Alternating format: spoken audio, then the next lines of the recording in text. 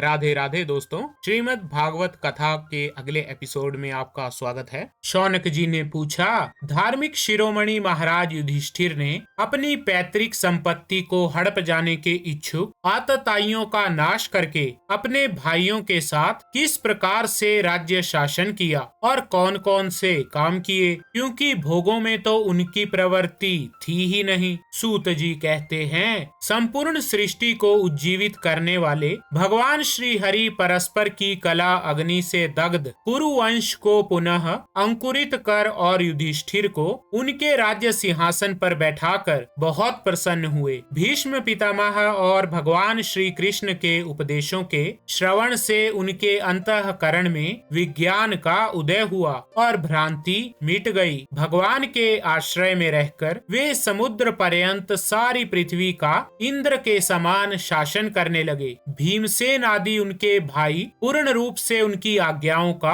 पालन करते थे। युधिष्ठिर के राज्य में आवश्यकता अनुसार यथेष्ट वर्षा होती थी। पृथ्वी में समस्त अभीष्ट वस्तुएं पैदा होती थी। बहुत सी गौएं प्रसन्न रहकर गौशालाओं को दूध से सींचती रहती थी। नदियां, समुद्र, पर्वत, वनस्पति, लताएं और औषधियां प्रत्येक ऋतु में यथेष्ट रूप से अपनी अपनी वस्तुएं राजा को देती थी। अजात शत्रु महाराज युधिष्ठिर के राज्य में किसी प्राणी को कभी भी आधि, व्याधि अथवा दैविक, भौतिक और आत्मिक क्लेश नहीं होते थे। अपने बंधुओं का शोक मिटाने के लिए और अपनी बहन सुभद्रा की प्रसन्नता के लिए भगवान श्री कृष्ण कई महीनों तक हस्तिनापुर में ही रहे। फिर जब उन्होंने राजा युधिष्ठिर से द्वारका जाने की अनुमति मांगी, तब राजा ने उन्हें अपने हृदय से लगाकर स्वीकृति दे दी। भगवान उनको प्रणाम करके रथ पर सवार हुए। कुछ समान उम्र वालों ने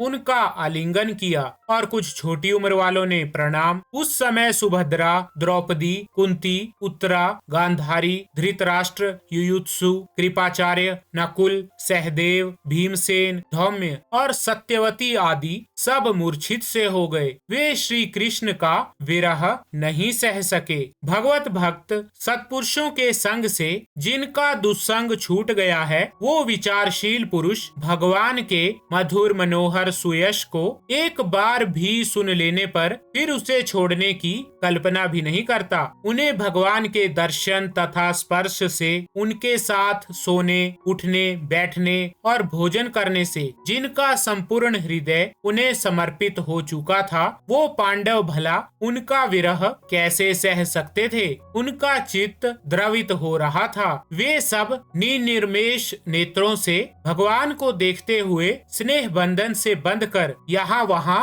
दौड़ रहे थे। भगवान श्री कृष्ण के घर से चलते समय उनके बंधुओं की स्त्रियों के नेत्र उत्कंठावश उमड़ते हुए आंसुओं से भर आए, परंतु इस भय से कि कहीं यात्रा के समय अपशगुन ना हो जाए, उन्होंने बड़ी कठिनाई से उन्हें रोक लिया। भगवान के प्रस्थान के समय मृदंग, शंख, भेरी, वीणा, ढोल, नरसिंगे, धुंधरी, नगाड़े, घंटे, दुंदुभिया आदि बाजे बजने लगे। तो ठीक है दोस्तों, श्रीमद् भागवत कथा के इस एपिसोड में बस इतना ही। राधे राधे।